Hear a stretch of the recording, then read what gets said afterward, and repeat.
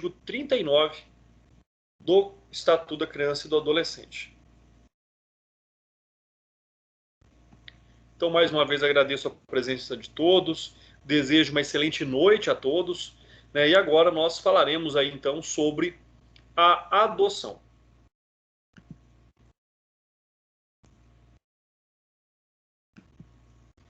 O estudo, pessoal, da adoção, ele é extremamente importante e nós devemos aí, né, tratá-lo com bastante coerência, né, com bastante cuidado, até porque o procedimento de adotar no Brasil, ele recebe muitas críticas, né? O procedimento de adoção no Brasil, ele recebe muitas críticas em razão da sua morosidade, em razão das circunstâncias que estão aí relativos e fazem parte, então, deste, né, procedimento. Um procedimento, como eu já disse, bastante aí moroso, é um procedimento que vamos pensar assim, não atinge a finalidade que deveria, de ser célere, de ser rápido e de conseguir a todo modo aí, né, inserir as crianças no seio familiar. Como nós sabemos, o ser humano, ele tem como finalidade, ele tem como necessidade fazer parte de um grupo. Então, a partir do momento que nós estudamos aqui, né, a adoção, nós temos que compreender e dar a esse procedimento a sua devida importância, então. Então, o artigo 39 do Estatuto da Criança e do Adolescente, ele diz que a adoção de criança e de adolescente reger-se-á segundo o disposto nessa lei. Então, é extremamente importante nós sabermos que, a partir do momento, a partir da circunstância em que algumas outras legislações também tratam da adoção, mas ainda assim, o Estatuto da Criança e do Adolescente é aquele que vai regular, né? Nós sabemos que o Estatuto ele sofre aí algumas mudanças recentes, sofreu algumas mudanças recentes, né, sobre a adoção, mas continua sendo ainda um procedimento extremamente demorado, um procedimento extremamente que não consegue, na verdade, aí atingir, como eu já disse, o seu objetivo, né? Ele é extremamente moroso e isso faz com que crianças que deveriam ser adotadas, que poderiam ser adotadas, não são por várias outras circunstâncias, né? O parágrafo 1º do artigo 39, ele diz que a adoção é medida excepcional e irrevogável, a qual se deve recorrer apenas quando esgotados os recursos de manutenção da criança ou adolescente na família natural ou extensa, na forma do parágrafo único do artigo 25 desta lei. Então, ou seja, aquilo que o Estatuto vem dizer para nós sobre essa questão, né, e aí vocês vão vendo que é uma alteração, aqueles que estão me acompanhando, lendo o ECA, é uma alteração recente de 2009, aí, este parágrafo 1º, e isso faz com que, então, nós tenhamos a percepção dos ditames constitucionais, ou seja, da importância da família nos termos da Constituição Federal, da importância da não desintegração da família, né, nos termos da Constituição Federal, sendo considerada como a célula máter da sociedade.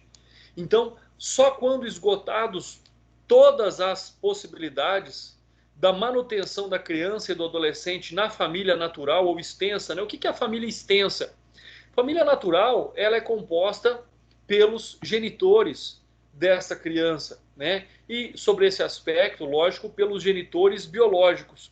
A família extensa é aquela que está por extensão, ou seja, né, os ascendentes, os colaterais, pessoas que também têm ali, pela criança e pelo adolescente, além de um vínculo biológico, mas também um vínculo jurídico, né? Existe um parentesco, existe uma afinidade, existe uma afetividade entre essa família extensa e a criança e o adolescente. Então, somente será colocada essa criança em processo de adoção quando for esgotados todos os meios ali relacionados e nos termos do parágrafo 1º do artigo 39 do Estatuto da Criança e do Adolescente. Né? O nosso estudo hoje ele se inicia a partir do artigo 39 do Estatuto da Criança e do Adolescente. Então, só esse primeiro parágrafo lhe renderia aqui muitas considerações.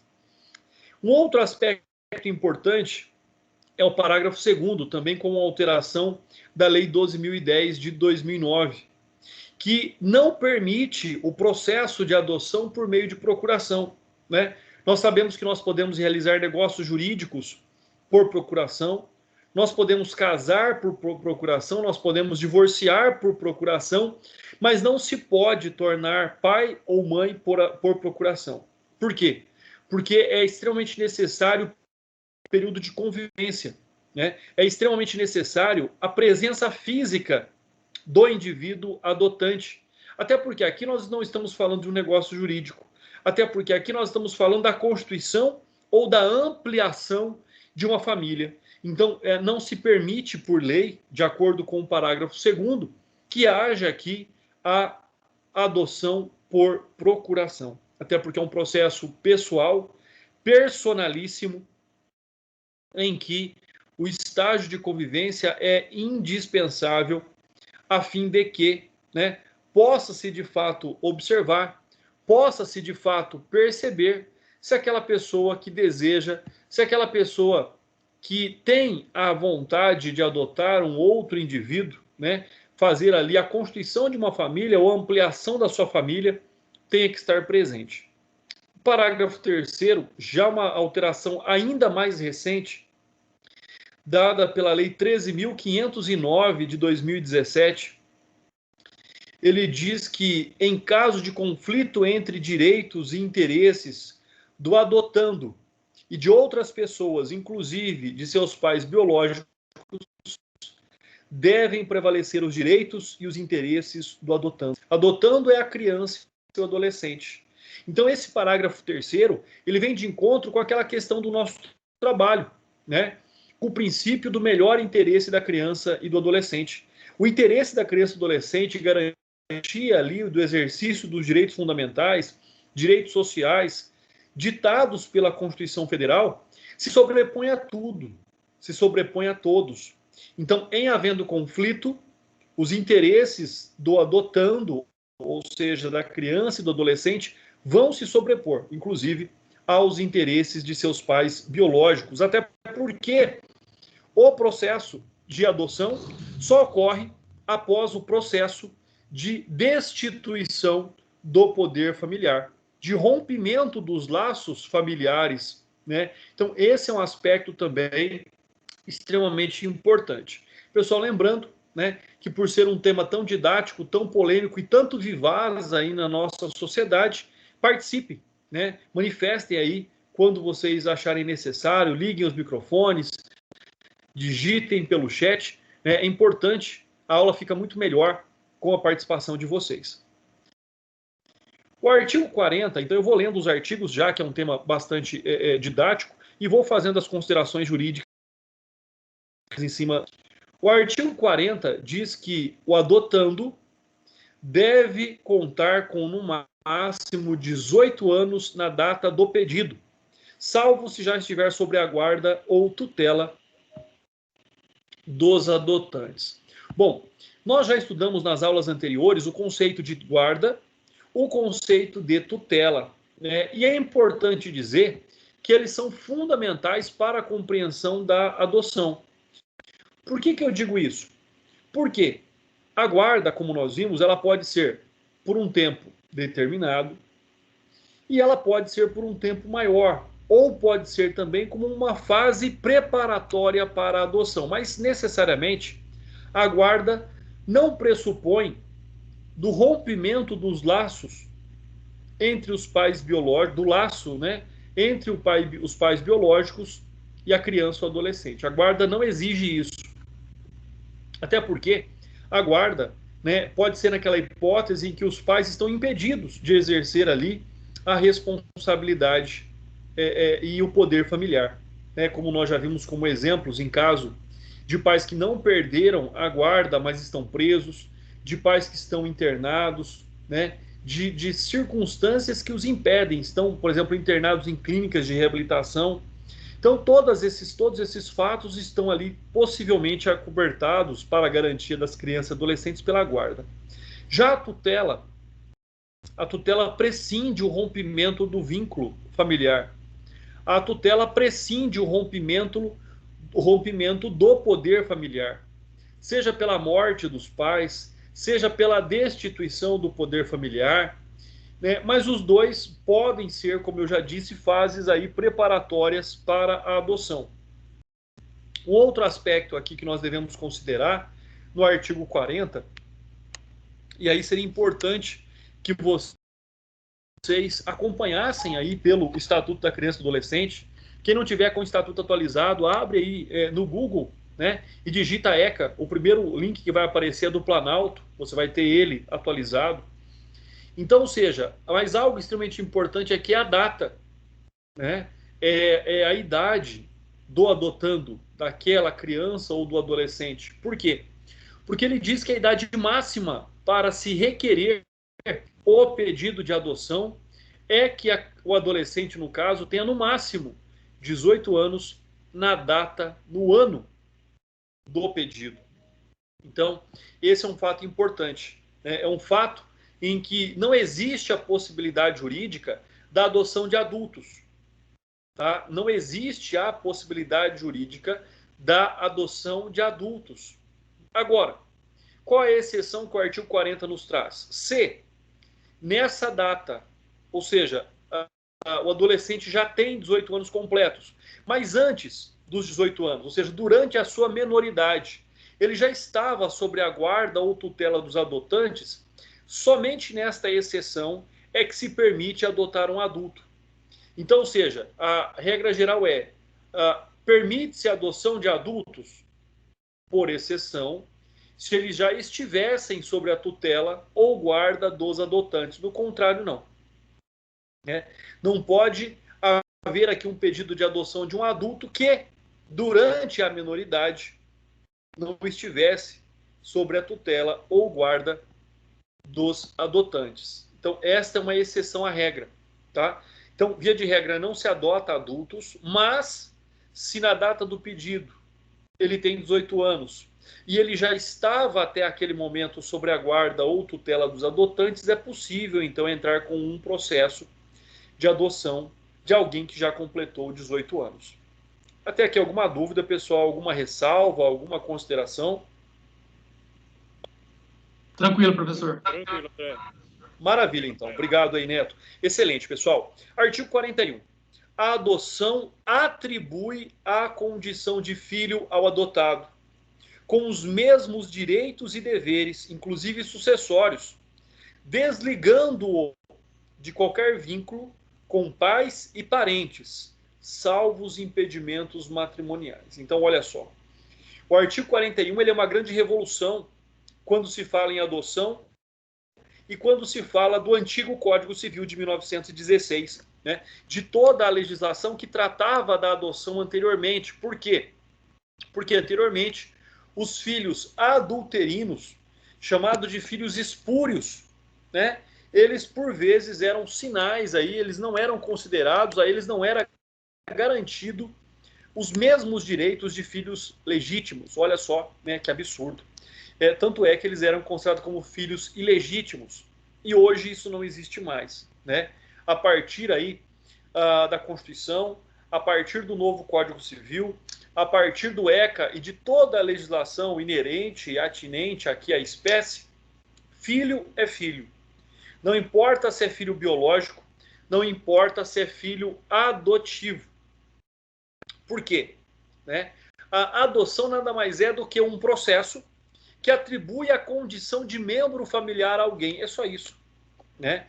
Então, o artigo 41 ele tem esse garantismo enraizado ali na sua própria estrutura de redação.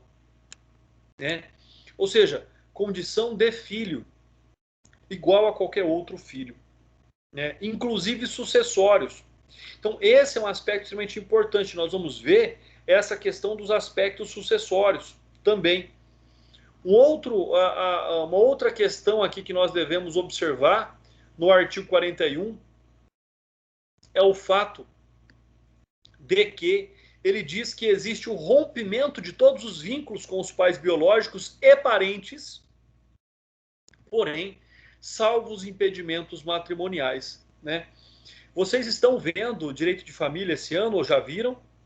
Alguém responda aí para mim.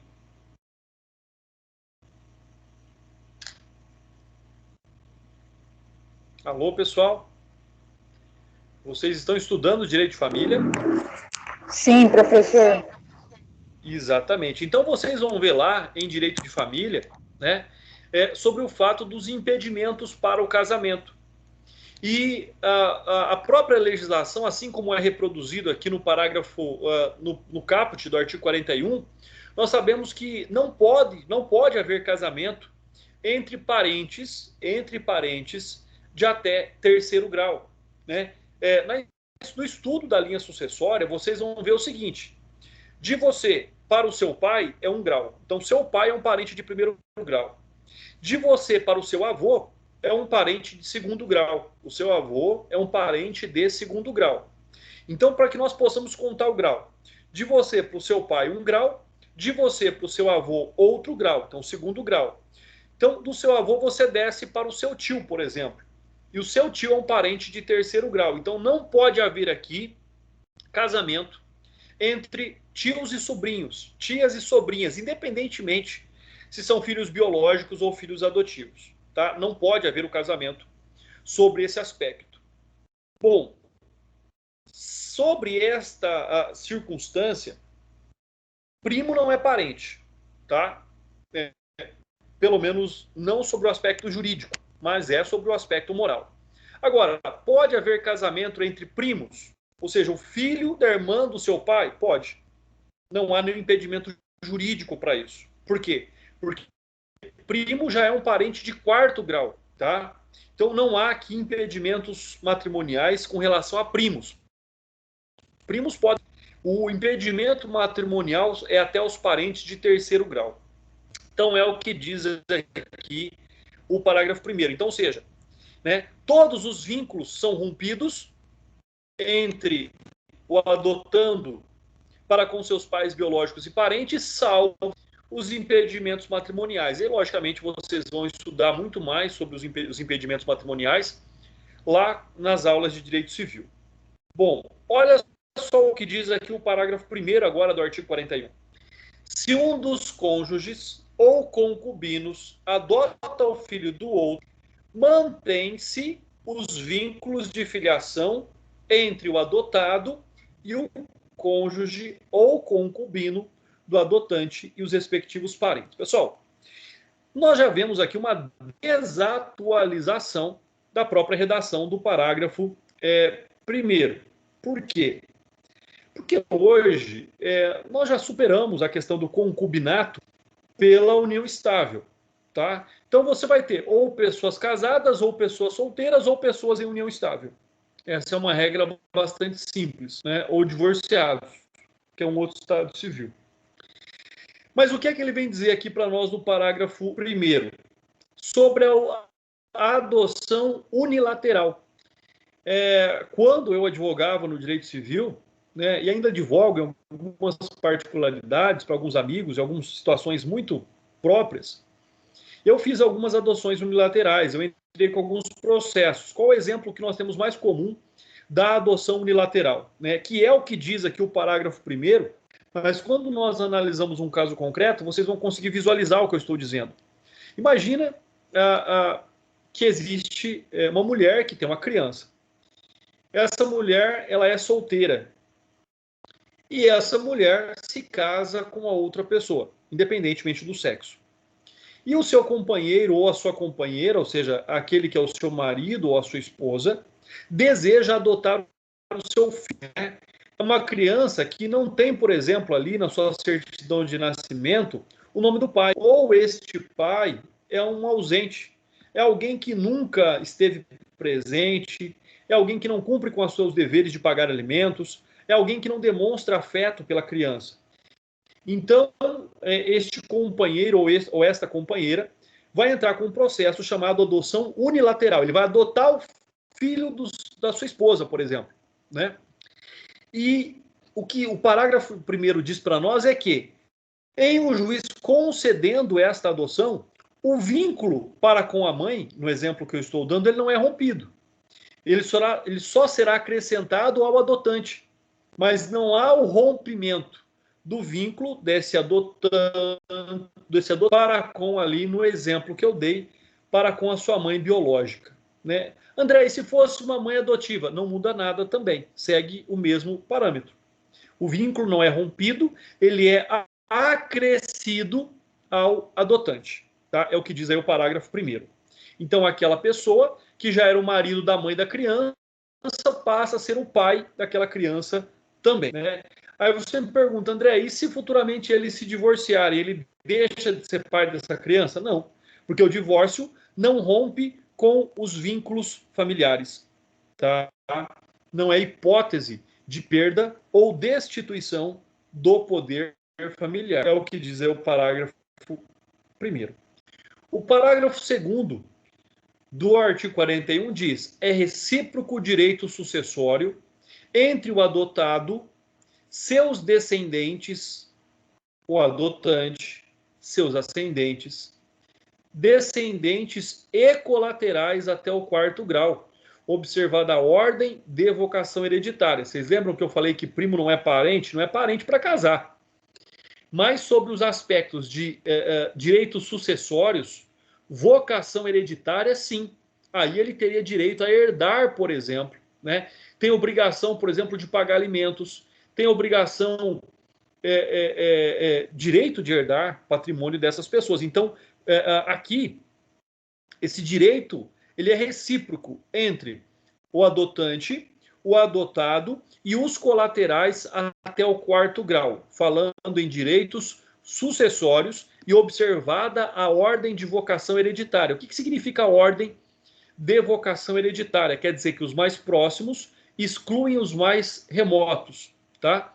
Pessoal, eu já dei aula de Direito Civil, eu sou pós-graduado em Direito Civil e Processo Civil, tá? No início da minha docência, eu dei aula de Direito de Família, dei aula de Processo Civil, então não é uma matéria estranha para mim, tá? Por mais que eu tenha optado por trabalhar com o direito penal, por trabalhar com o direito médico, né?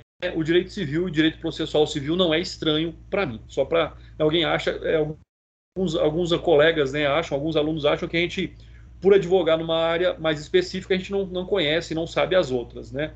Mas no meu caso, eu também sou professor de direito civil, de processo civil, mesmo que ultimamente eu tenha optado por não pegar aulas dessas matérias. Bom, então isso é o que diz aí o parágrafo 2º do artigo 41.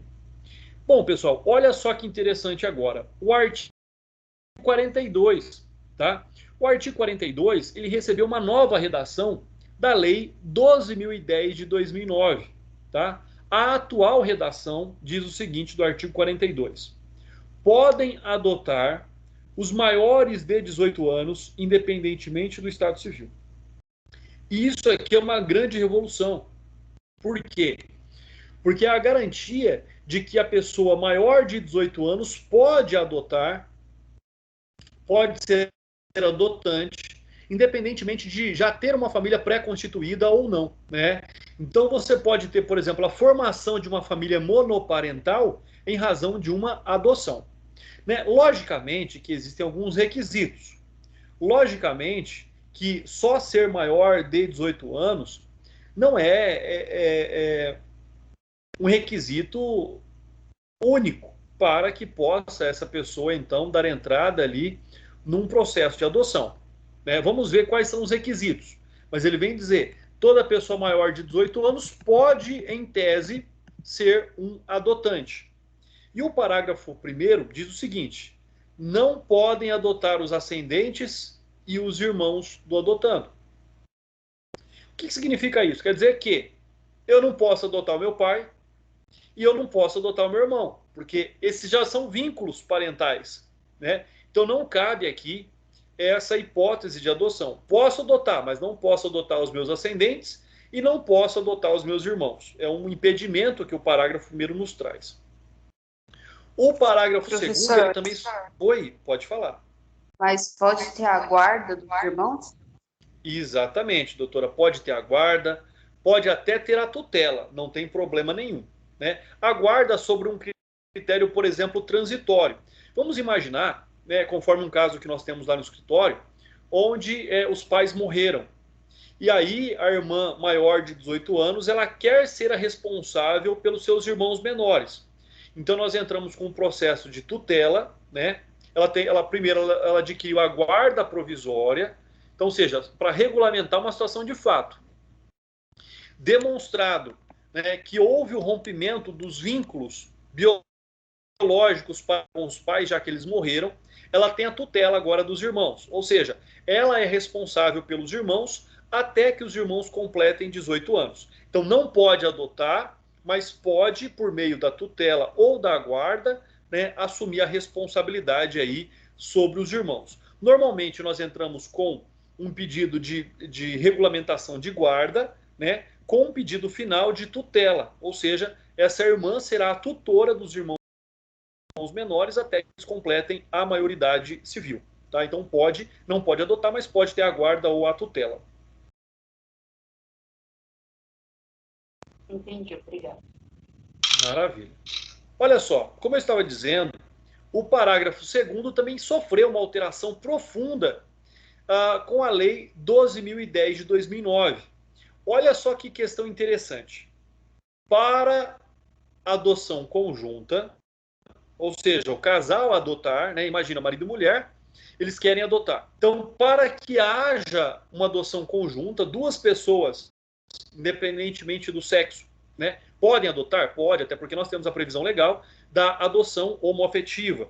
Então, para que duas pessoas, para que um casal possa conjuntamente entrar com um processo de adoção, é indispensável que os adotantes sejam casados civilmente ou mantenham união estável. Né? A união estável é também uma forma de constituir família, né? É a demonstração da estabilidade da família. Então, para que duas pessoas possam conjuntamente adotar outra, sobre os requisitos que nós já estudamos, tem que demonstrar que ou são casados civilmente ou mantém união estável, ou seja, o vínculo de constituição permanente de família. Então, isso é extremamente importante. O parágrafo 3º diz assim: o adotante há de ser, pelo menos, 16 anos mais velho do que o adotando. Olha aí que requisito imprescindível. Né? O parágrafo 3º diz o seguinte: olha, o maior de 18 anos pode ser adotante? Pode. Mas ele pode ser adotante de qualquer pessoa? Não. Ele tem que ter pelo menos 16 anos a mais do que o adotando. Então, por exemplo, um adolescente de 16 anos pode ser adotado por alguém de 18? Nunca. Por expressa vedação legal. Mas ele pode ser adotado por uma pessoa de 33? Pode. Por quê? Porque existe um lapso temporal, um lapso de idade maior do que 16 anos entre a idade do adotando e a idade do adotante. Então, esse parágrafo 3º também é fundamental. E muita gente erra quando questionado sobre isso. Lembra que o maior de 18 anos pode ser adotante, mas esquece que entre a idade do adotando, da criança e do adolescente, e do adotante, tem que ter uma diferença de pelo menos 16 anos. Uma outra mudança que nós tivemos também aqui, são muitas mudanças nessa questão da adoção, né? Porque nós tivemos a lei da adoção recentemente. Então, uma outra mudança que nós tivemos é com relação ao parágrafo 4º. Né? O que é que diz a atual redação do parágrafo 4º? Também aí uma inovação da lei 12.010 de 2009. Diz o seguinte: os divorciados, os judicialmente separados e os ex-companheiros. Pessoal, vamos entender essas três situações. Atualmente, de acordo com o Código Civil, não existe mais o ato da separação judicial. Existe somente o ato do divórcio. Né? O rompimento do vínculo familiar ocorre pelo divórcio. Tá? Anteriormente, nós tínhamos a separação judicial. A separação judicial era dividida em dois momentos. A separação judicial e depois o divórcio. Então, tinha que separar, ficar 1 ano separado com a possibilidade de reconciliação e para depois divorciar. Hoje não.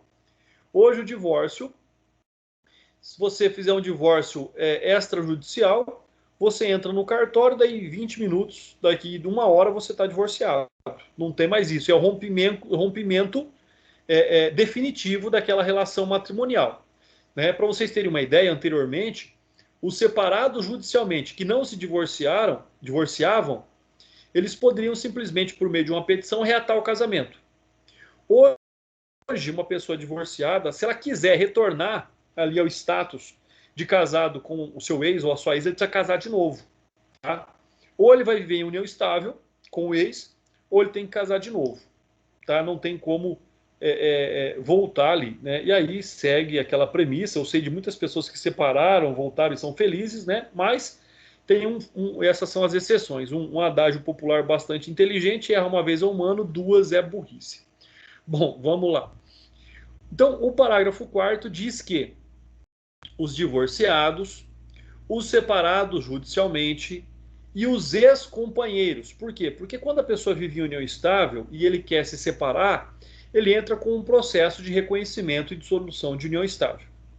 Podem adotar conjuntamente. Então, divorciados, separados judicialmente e ex-conviventes podem adotar conjuntamente, contanto que acordem sobre a guarda e o regime de visitas e desde que o estágio de convivência tenha sido iniciado na constância do período de convivência e que seja comprovada a existência de vínculos de afinidade e afetividade com aquele não detentor da guarda, que justifiquem a excepcionalidade da concessão, pessoal. Então, é a exceção das exceções.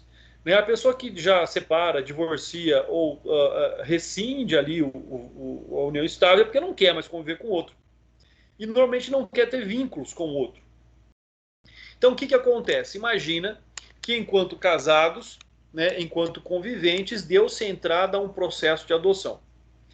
Antes desse processo sair, antes da manifestação da vontade, as pessoas se divorciam, as pessoas se separam. O termo correto hoje é divorciar.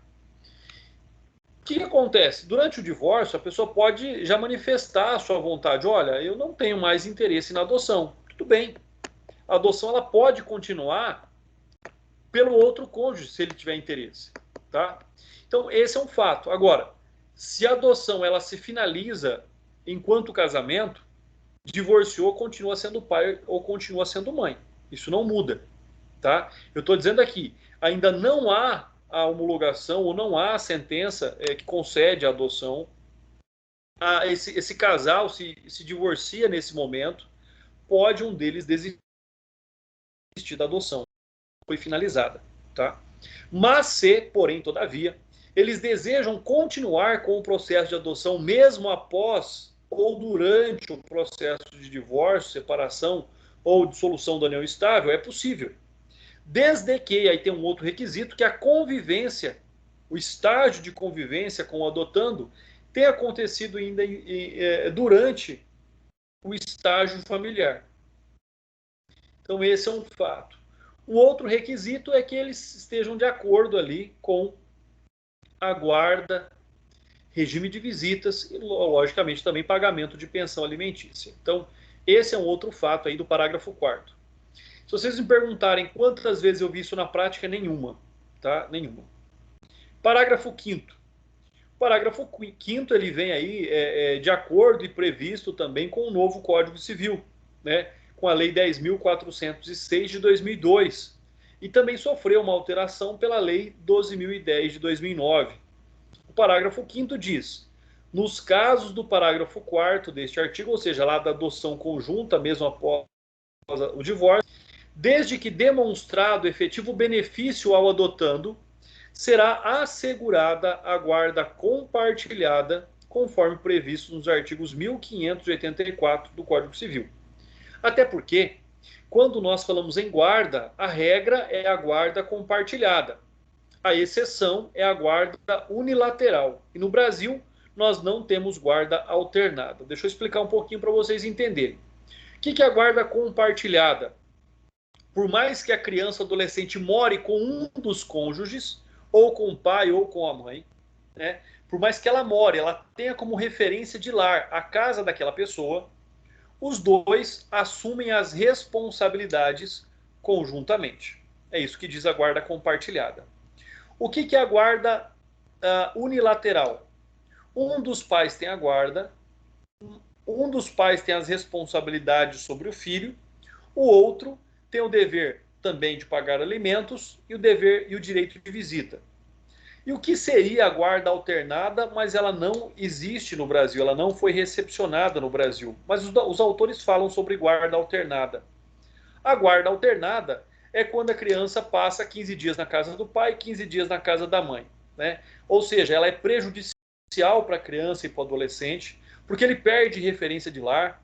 Em uma casa ele é criado com alguns princípios, com algumas regras, e na outra casa ele tem regras e princípios totalmente diferentes. Então não é importante, não é benéfico para a formação desse indivíduo, tá? Então, o que vem dizer aí para nós o parágrafo 5º é que, né, é importante que, caso eles desejem continuar com a adoção, opina-se para que seja ali, então, aplicada a guarda compartilhada, se for possível, se o casal, de fato, tiver uma boa convivência. Parágrafo 6º. A adoção poderá ser deferida ao adotante que, após inequívoca manifestação da vontade. Prestem atenção nisso.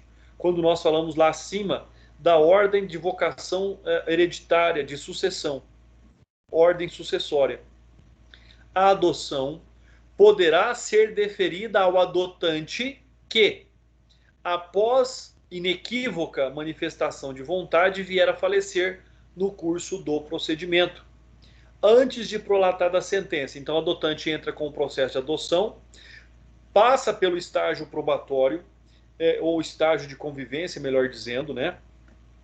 Manifesta sua vontade em adotar e morre. Ou seja, a partir desse momento o juiz já vai reconhecer, né? Aqui diz poderá, mas eu compreendo que o juiz deverá.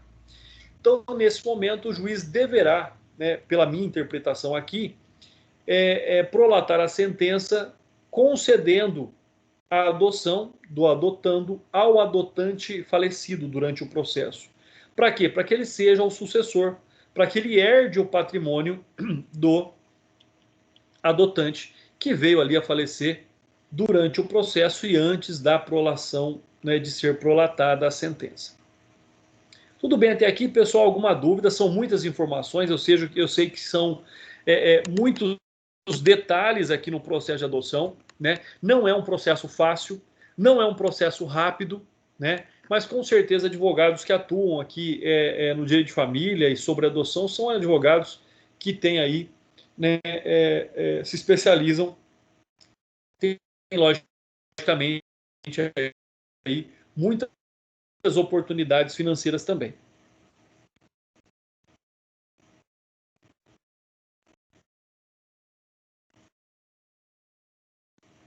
Bom, o artigo 43 diz o seguinte: a adoção será deferida quando apresentar reais vantagens para o adotando e fundar-se em motivos legítimos, né? Logicamente, será prolatada uma sentença de adoção se ela não for benéfica para tem que ali que preencher todas as lacunas, ela tem que ser capaz de prover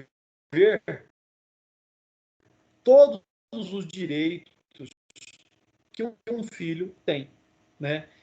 E garantidos melhor pela nossa Constituição Federal, como direitos fundamentais e direitos sociais. Artigo 44. Enquanto não der conta de sua administração e saudar o seu alcance, o que era dessa criança ou adolescente. Se o adotante já era o tutor dessa criança ou adolescente e, por, sei lá, uma situação excepcional aí, administrava os bens que essa criança ou adolescente tivesse, ele tem que saudar, ele tem que prestar contas da sua administração para só depois o juiz e analisar aí o pedido de adoção. É o que diz o artigo 44. Já o artigo 45 diz assim: a adoção depende do consentimento dos pais ou do representante legal do adotando.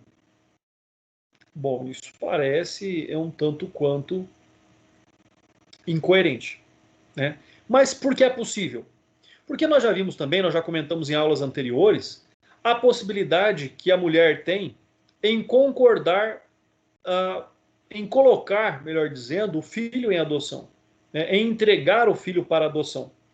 Então, nesta hipótese, onde os pais entregam o filho para adoção, né, eles não são destituídos do poder familiar, mas eles entregam o filho para adoção, então é o que o artigo 45 diz, ou seja, nesse fato, né, nessa hipótese, deve haver um consentimento expresso dos pais concordando com a adoção do filho por uma outra pessoa, por um outro casal.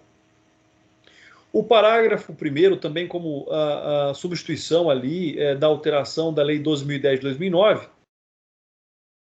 pensado em relação à criança ou adolescente cujos pais sejam desconhecidos ou tenham sido destituídos do poder familiar. Então, é a hipótese que eu já comentei com vocês. Lógico que se é uma criança abandonada e não se tem ciência de quem são os pais, não tem como exigir o consentimento. Ou na hipótese desses pais terem perdido o poder familiar, também não há necessidade, já que eles não têm mais nenhum vínculo biológico ou de ascendência sobre essa criança e adolescente, não há necessidade do consentimento deles também. Parágrafo 2º. Em se tratando de adotando maior de 12 anos de idade, também será necessário o seu consentimento. Ou seja, aqui, já que nós estamos diretamente ligados ao princípio da proteção integral, do melhor interesse da criança e do adolescente, logicamente que uma criança, um adolescente, né, aqui diz maior de 12 anos, então um adolescente não deverá ser inserido numa família que ele não deseja. E isso é o objeto da convivência familiar, né? Então, é sobre essa convivência que vai se determinar, então, se esse adolescente também quer fazer parte dessa família. Pode ser que ele não se adaptou, pode ser que ele não queira fazer parte dessa família. E aí, então, logicamente que não tem como obrigá-lo a ser adotado por alguém que ele não quer. Só que as suas razões devem ser justas, devem ser claras, né? Olha, eu não quero ser adotado por aquelas pessoas porque eles fazem eu me alimentar todos os dias, porque eles fazem eu tomar banho 2 vezes por dia. Então, olha, não é um fato justificável. Mas mesmo assim, né, como é que você vai obrigar uma criança ou um adolescente a fazer parte de uma família que ele não quer? Então, essa é a hipótese aí do parágrafo 2º do artigo 45. Artigo 46. A adoção será precedida de estágio de convivência com a criança ou adolescente pelo prazo máximo de 90 dias, observadas a idade da criança ou adolescente e as peculiaridades do caso. Então, ou seja, é obrigatório esse estágio de convivência. É obrigatório. E o prazo máximo é 90 dias, ou seja, quer dizer que a criança e o adolescente já estará sob a guarda provisória dos adotantes. A família será acompanhada por uma equipe multidisciplinar e ao final desse estágio é onde as partes devem manifestar o seu consentimento, a sua vontade livre, né, de adoção, de adotar ou de ser adotado, conforme nós já aí observamos. Algumas peculiaridades sobre esse prazo, né? Nós temos 2 peculiaridades aí. A questão de que pode ser um período menor, a questão de onde deve acontecer esse estágio de convivência, esse período de convivência, e no caso excepcional da adoção internacional. Então, olha só. O parágrafo 1º diz que o estágio de convivência poderá ser dispensado se o adotando já estiver sob a tutela ou guarda legal do adotante durante tempo suficiente para que seja possível avaliar a convivência da constituição do vínculo. Então, se ele já estava ali num momento, já há algum tempo, se eles já se conhecem, às vezes você até já tem algum vínculo de afetividade, para que ter esse período de convivência? Esse estágio de convivência não é necessário. Parágrafo 2º. A simples guarda de fato não autoriza por si só a dispensa da realização do estágio de convivência. O que é uma guarda de fato? É aquela em que a criança está com alguém sem uma autorização judicial, né? Então, a guarda de fato, ela ainda necessita desse estágio de convivência para que o adotante possa, lá ao final, ter uma sentença satisfatória, né? Favorável. Então, aqui um outro fato. A guarda legal dispensa o estágio de convivência. A guarda de fato não dispensa o estágio de convivência. Guarda de fato, mais uma vez, né, é alguém cuidar de uma criança sem estar devidamente autorizado pelo juiz. Parágrafo 3º, também aí com alteração da Lei 13.509 de 2017. Diz assim: em caso de adoção por pessoa ou casal residente ou domiciliado fora do país, o estágio de convivência é de no mínimo 30 dias e no máximo 45 dias, prorrogável por igual período, uma única vez, mediante decisão fundamentada pela autoridade judiciária. Então, o que significa isso? Significa que a família, os estrangeiros, devem vir para o Brasil, devem permanecer aqui no Brasil por 30 dias ou por até 45 dias. Esse período pode ser renovado por igual período, ou seja, até 90 dias, né, estendido até por mais 45. E ao final, então, nós teremos um laudo sobre esse estágio de convivência. E um outro fato aqui extremamente importante é que esse estágio de convivência seja cumprido em território nacional e principalmente na comarca sede do juízo responsável pelo processo, que é o que diz o parágrafo 5º aí do artigo 46, que diz, também como alteração da Lei 13.509 de 2017, o estágio de convivência será cumprido no território nacional, preferencialmente na comarca de residência da criança e do adolescente, ou a critério do juiz, em cidade limítrofe, respeitada em qualquer hipótese a competência do juízo da comarca de residência da criança. Então, o estágio tem que ser cumprido em território nacional, de preferência na comarca do juiz que responde pelo processo. Artigo 47, pessoal. Olha só o que diz aí o artigo 47. O vínculo da adoção constitui-se por sentença judicial que será inscrita no registro civil mediante mandado do qual não se fornecerá certidão. O que significa dizer? Significa dizer que a partir deste momento, os adotantes passam a ser pais. Assim como qualquer pai, eles podem perder o poder familiar pela destituição do poder familiar também. Mas eles não poderão renunciar à paternidade. Ninguém pode renunciar à paternidade, tá? Quanto mais em razão de um processo de adoção. Parágrafo 1º. A inscrição consignará o nome dos adotantes como pais, bem como de seus ascendentes, como avós. Parágrafo 3º. A pedido do adotante, o novo registro poderá ser lavrado no cartório de registro civil do município de sua residência. Parágrafo 4º. Nenhuma observação sobre a origem do ato poderá constar nas certidões do registro. Então, é filho. Não vai constar que é filho adotivo.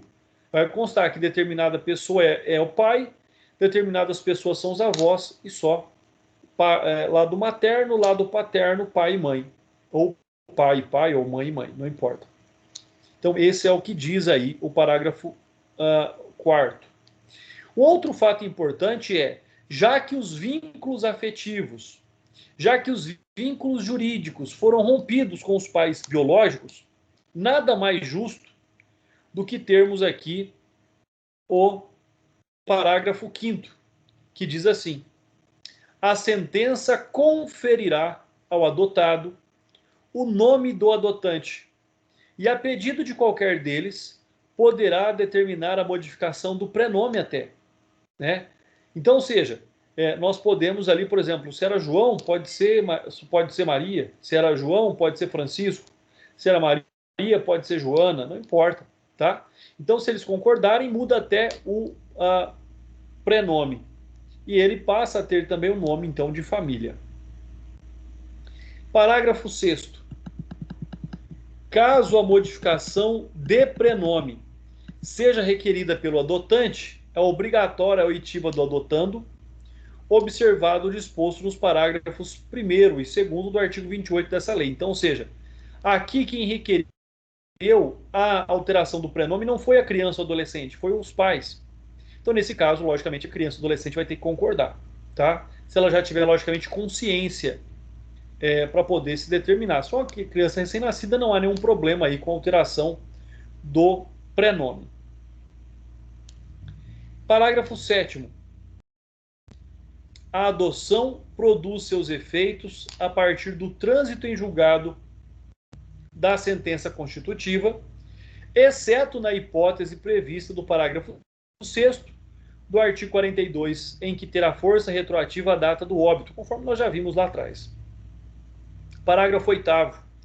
O processo relativo à adoção, assim como outros a ele relacionados, serão mantidos em arquivo, admitindo seu armazenamento em microfilme ou por outros meios, garantida a sua conservação para consulta a qualquer tempo. Uma inovação também da Lei 12.010 de 2009.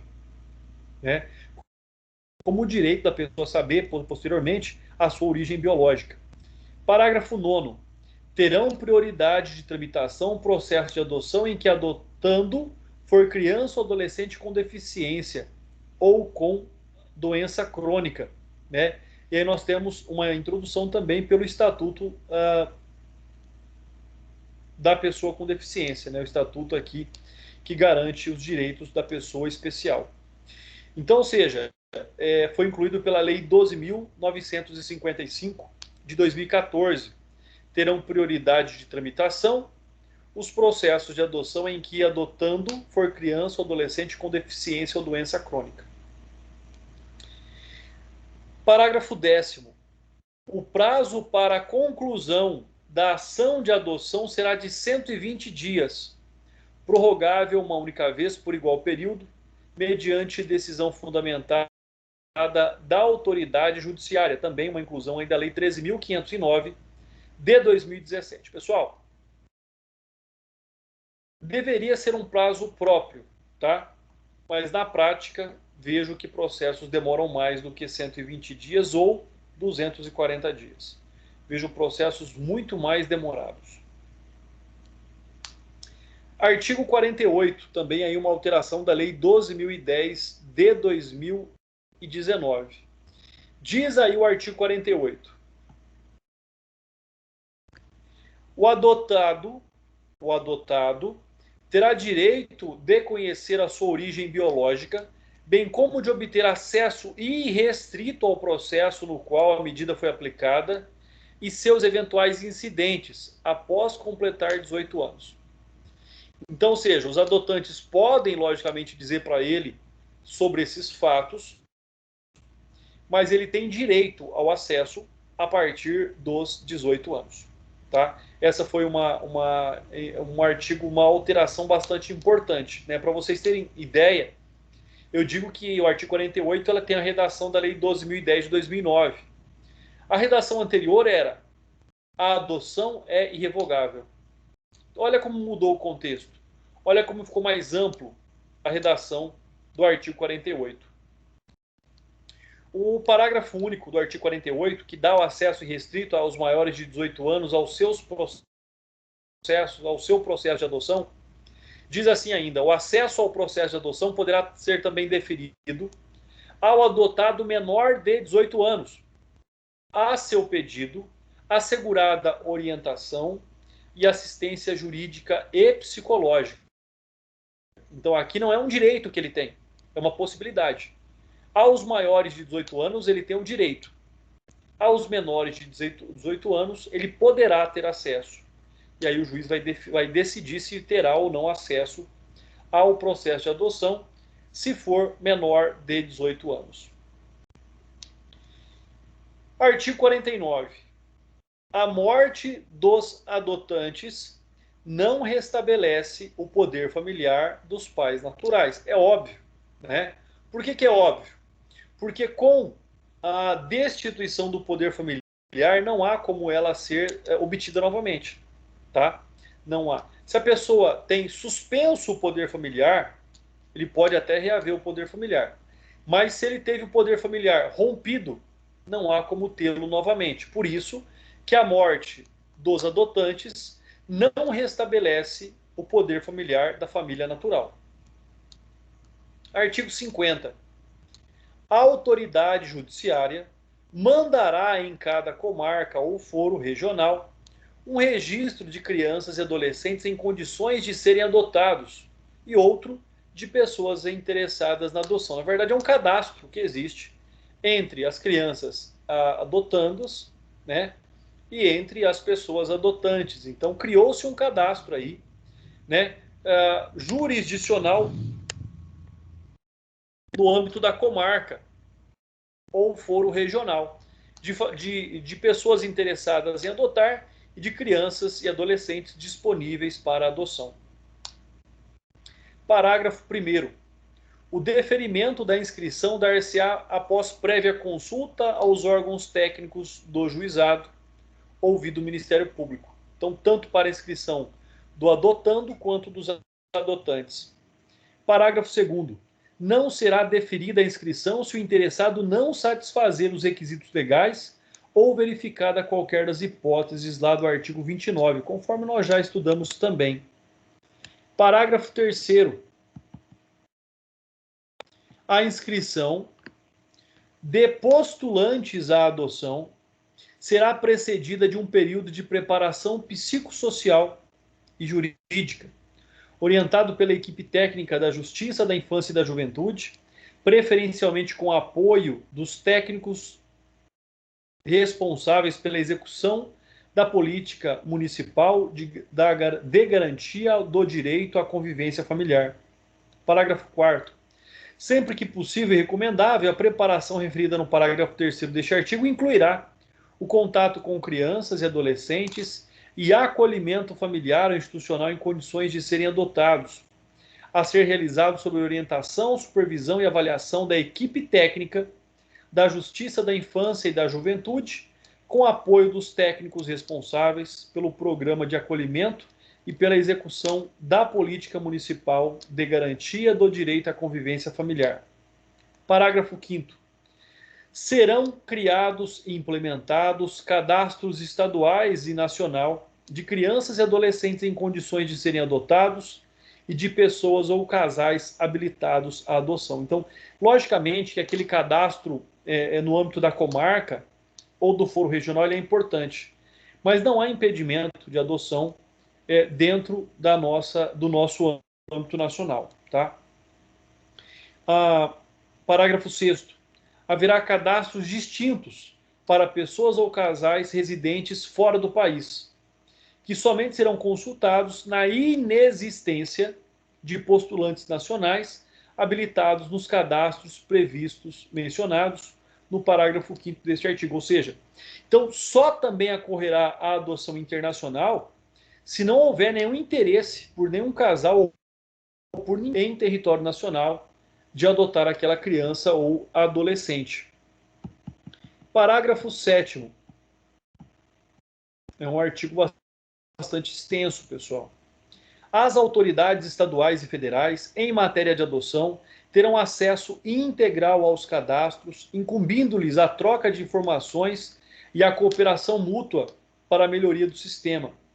Por que ele é um artigo tão importante? Se vocês estudarem um pouquinho da história nacional, vocês vão ver muitos juízes, muitas juízas, muitos serventuários da justiça, muitos casais, muitas pessoas que foram processados por crimes praticados em processos de adoção.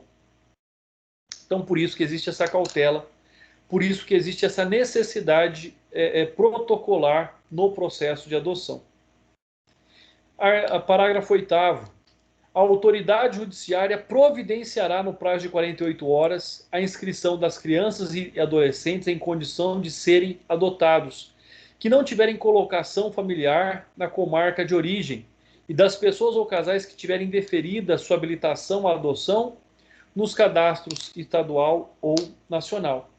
Então, ou seja, foi inserido num cadastro municipal, estadual, e não tem pessoas interessadas, vai para o cadastro estadual ou nacional, no prazo de 48 horas. Parágrafo 9º.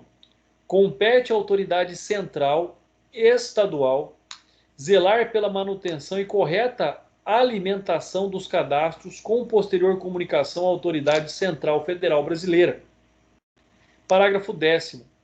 Consultados os cadastros e verificada a ausência de pretendentes habilitados residentes no país, com um perfil compatível e interesse manifesto pela adoção de criança e adolescente inscrito nos cadastros existentes, será realizado o encaminhamento da criança e adolescente à adoção internacional. Também aí uma medida da Lei 13.509 de 2007. E foi uma substituição àquilo que havia já da redação 12.010 de 2009. Parágrafo 11º. Enquanto não localizada a pessoa ou casal interessado em sua adoção, a criança ou adolescente, sempre que possível e recomendável, será colocado sob guarda de família, cadastrada em programa de acolhimento familiar. Parágrafo 12º, ou seja, é uma exceção que ele vá ali para uma instituição pública, né? Então ele deve, a preferência é que ele seja colocado numa família substituta, e essa família tem ali a obrigação de guardar essa criança, de cuidar dessa criança, né? Alguns autores colocam o termo de babá jurídica ou judicial, até que essa criança seja, então, logicamente, inserida ali num processo de adoção.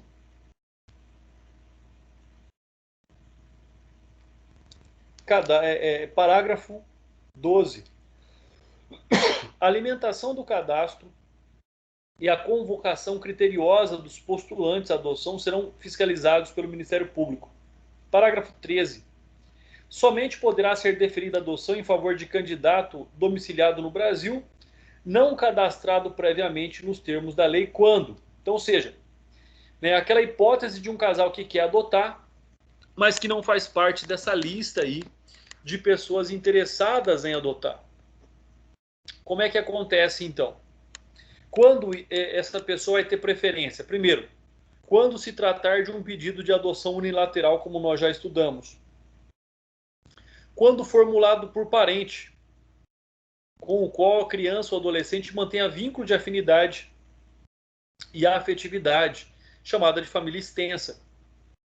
Inciso 3º, oriundo de pedido de quem detém a tutela ou a guarda de criança maior de 3 anos ou adolescente, desde que o lapso de tempo de convivência comprove a fixação de laços de afinidade e afetividade, e não seja constatada a ocorrência de má-fé ou qualquer das situações previstas aí nos artigos 237 e 238 dessa lei. Então percebam, né, como eu já disse agora há pouco, que a guarda, a tutela pode ser um ato que precede aí a adoção.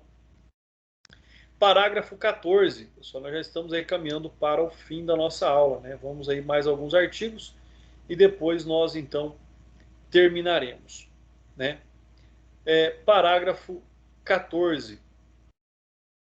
Deixa eu voltar aqui.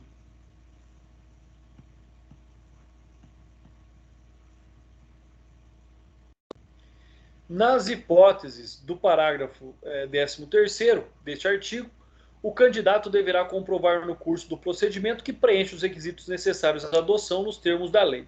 Parágrafo 15º. Será assegurada prioridade no cadastro de pessoas interessadas em adotar crianças e adolescentes com deficiência, com doença crônica ou com necessidade específica de saúde, além de grupos de irmãos. Olha aí, né, também um objeto lá do nosso estudo, da questão da não separação, né, dos fraternos. Então, o parágrafo 15º, Vou ler novamente pela importância que ele tem, né? Será assegurada a prioridade no cadastro de pessoas interessadas em adotar crianças e adolescentes com deficiência ou com doença crônica ou com necessidades especiais de saúde, além do grupo de irmãos. Então, é extremamente importante aqui nós observarmos o disposto, né, da Lei 13.509 aí, de 13.509, deixa eu voltar aqui, de 2017, pessoal. Só voltando um pouquinho sobre essa lei, né, ela é a lei que ela dispõe sobre alterações do Estatuto de Criança e Adolescente e dispõe também sobre questões relacionadas ao trabalho, tá? Só para citar aqui a importância dessa lei. Artigo 51. Considera-se a adoção internacional, como nós já vimos, aquela em que não pôde ser realizada por adotantes nacionais, né? Mas diz aqui o artigo 51, considera-se a adoção internacional aquela a qual o pretendente possui residência habitual em país parte da Convenção de Haia, né, de 29 de maio de 93, relativa à proteção das crianças e à cooperação em matéria de adoção internacional, promulgada pelo Decreto 3.087 de 99, né, e desejar adotar criança de outro país parte da Convenção. Por que isso existe? Por que existe essa limitação, né? Por exemplo, não vai se conceder a adoção de uma criança brasileira a países que autorizam o casamento de crianças, por exemplo. Então, essa criança vai ser adotada por uma família e já vai ser dada a casamento por para outra pessoa. Então, essas pessoas têm que ver em países que fazem parte da Convenção de Haia. Por quê? Porque existe aí um parâmetro de garantia e de proteção de crianças, então elas estarão dentro de um mesmo contexto. O parágrafo 1º do artigo 51 diz: a adoção internacional de criança ou adolescente brasileiro ou domiciliado no Brasil somente terá lugar quando restar comprovado. Ou seja, primeiro, que não haja interesse de família brasileira, né? E o inciso 1º do parágrafo 1º do artigo 51 diz assim, que a colocação em família adotiva é a solução adequada ao caso concreto. Então não é adequado colocar em família substituta, então ele vai para adoção. Inciso 2º, que foram esgotadas todas as possibilidades de colocação da criança em família adolescente e em família adotiva brasileira, com a comprovação certificada nos autos da inexistência de adotantes habilitados residentes no Brasil com perfil compatível com a criança ou adolescente após consulta nos cadastros mencionados nesta lei. Inciso 3º, que em se tratando de adoção de adolescente, este foi consultado por meios adequados ao seu estágio de convivência e que se encontra preparado para a medida, mediante parecer elaborado por equipe interprofissional, né? Observado ali o que diz os parágrafos 1º e 2º do artigo 28 também desta lei. Parágrafo 2º. Os brasileiros residentes no exterior terão preferência aos estrangeiros, nos casos de adoção internacional de criança ou adolescente brasileiro. Então, olha como é coerente aí, né, esse parágrafo 2º. Já a adoção internacional pressupõe a intervenção das autoridades centrais, estaduais e federal em matéria de adoção internacional, pessoal. Isso é importante. Por quê? Porque, na verdade, nós tivemos já casos, nós já tivemos hipóteses de crianças que foram adotadas e depois se descobriu que elas eram vendidas. Depois se descobriu que elas eram ali, né, utilizadas para tráfico de órgãos. Então, é extremamente importante que nós observemos o que diz aí o artigo 51. Pessoal, como nós já estamos aí no adiantado da hora, né, já são 22 horas e 18 minutos, na próxima aula, lembrem aí para mim, por favor, nós vamos estar analisando aí o artigo, a partir do artigo 52 do Estatuto da Criança e do Adolescente, tá bom? E aí, então, nós voltaremos a partir desse tema. Me dê alguns minutos, eu vou agora aqui, então, abrir o sistema para que eu possa fazer a chamada, pessoal. Só um momento.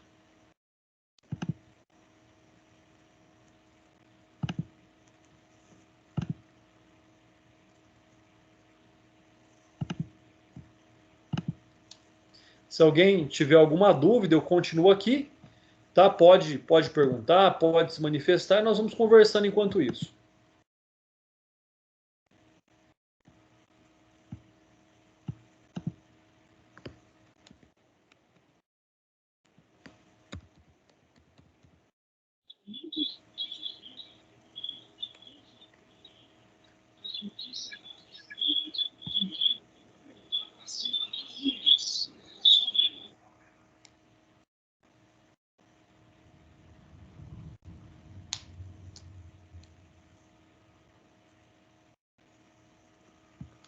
Pessoal, eu já vi aqui no WhatsApp que alguns alunos estão solicitando a nota de seminários, tá bom?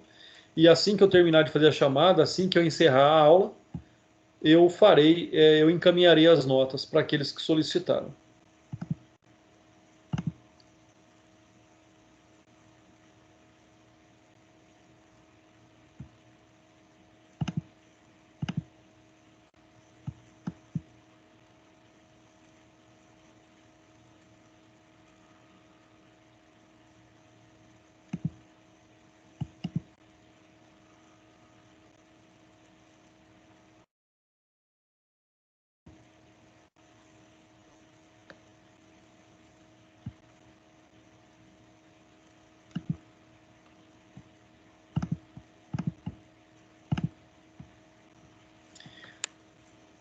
Pessoal, vamos lá então fazer aqui a chamada.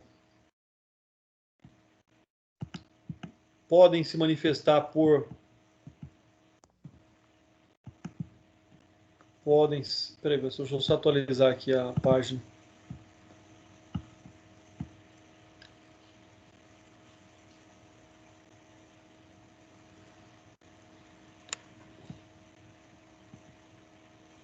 Agora sim, pessoal. Então podem se manifestar aí por microfone ou podem se manifestar também pelo chat. Eu estou acompanhando aqui. Adriano está presente? Presente. Maravilha, Adriano. Ayrton. Presente. Muito obrigado. Bruna está presente? Presente, professor. Muito obrigado também. Deuglis está presente? Tô aqui. Muito obrigado, Deuglis. Douglas está presente? Presente. Muito obrigado. Dreyson está presente? Presente. Muito obrigado também. Deixa eu só, pessoal, olha que...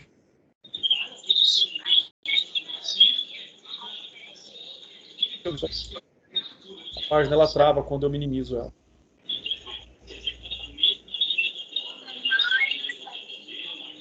Edmar está presente? Presente. Obrigado, Edmar. Deixa eu verificar aqui o próximo. Edmar. Emily está presente?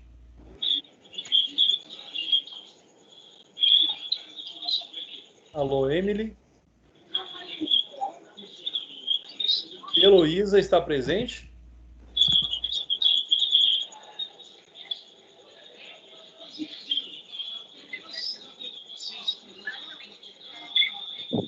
Presente. Oi, Heloísa. Obrigado. Eu não consegui ver aqui pelo chat. Só um minutinho, deixa eu atualizar o chat também. Então, Heloísa está presente. Muito obrigado. Juliana Lopes está presente? Alô, Juliana.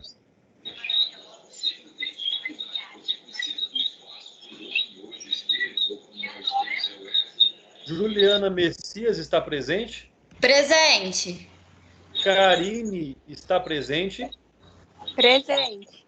Kátia está presente? Presente, professor. Kimberly está presente? Alô, Kimberly?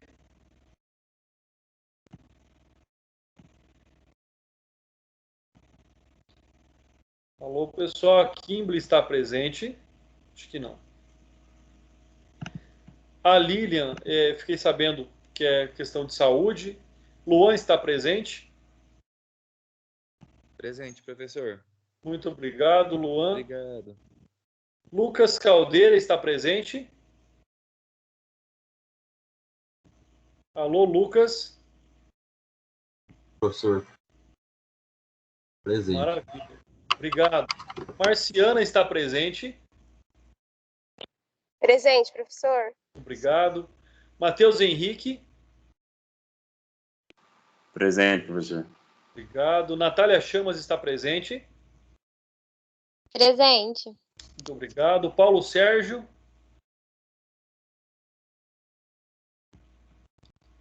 Alô, Paulo Sérgio. Já vi aqui, Paulo, sua mensagem. Muito obrigado. Raine está presente.